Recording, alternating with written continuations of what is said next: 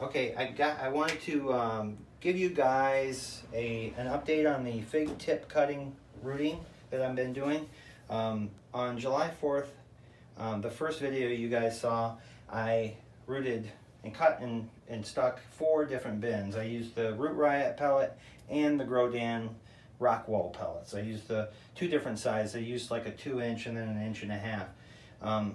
But what I didn't tell you is I had already done this about 2 weeks ago on the Roor Riot pellets. So I wanted to kind of show you guys a little bit of the progress.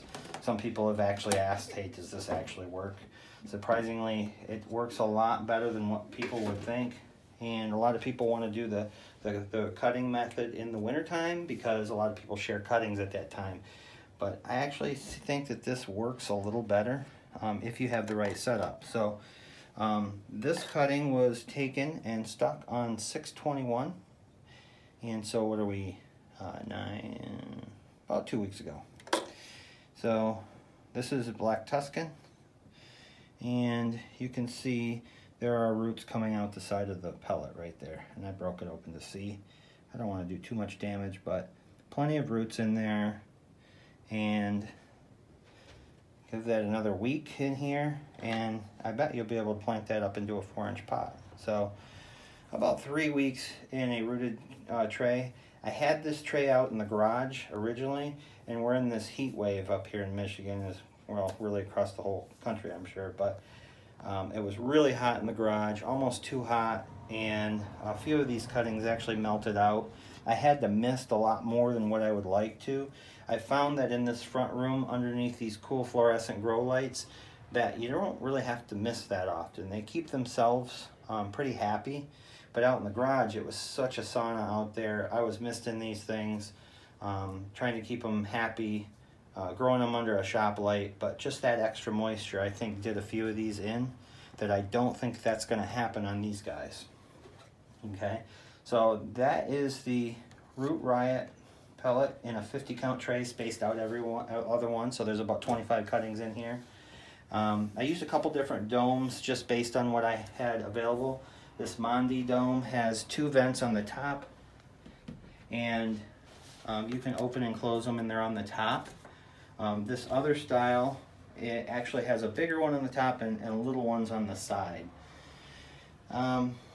Either one works. I like the 7-inch domes because it gives you plenty of space to put your cuttings in. These are just as happy as the day that I stuck them. I haven't missed, I think I misted them once. I might as well mist them again while I have the lid off. But you can see they're pretty dry, they're pretty happy.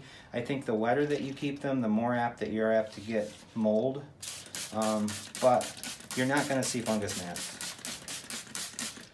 And there's a little bit of fertilizer solution, not a ton, just a little bit.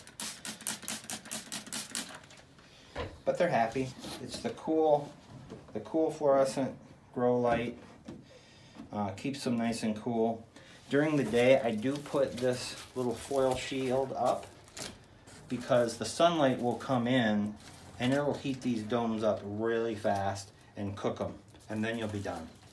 They'll wilt down and they'll have a really hard time recovering.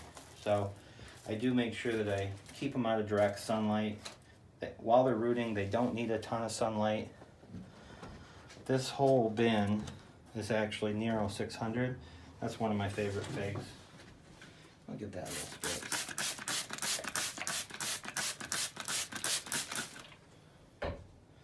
I like these trays, these colored trays from the Bootstrap Farmer because they're really heavy duty. They're really strong and they don't get cracked and bend and break. And so if you want to look at the light, it's just a T5 fluorescent grow light with 4 bulbs. I turn it on in the morning and I turn it off at night. So thanks for watching. Good luck.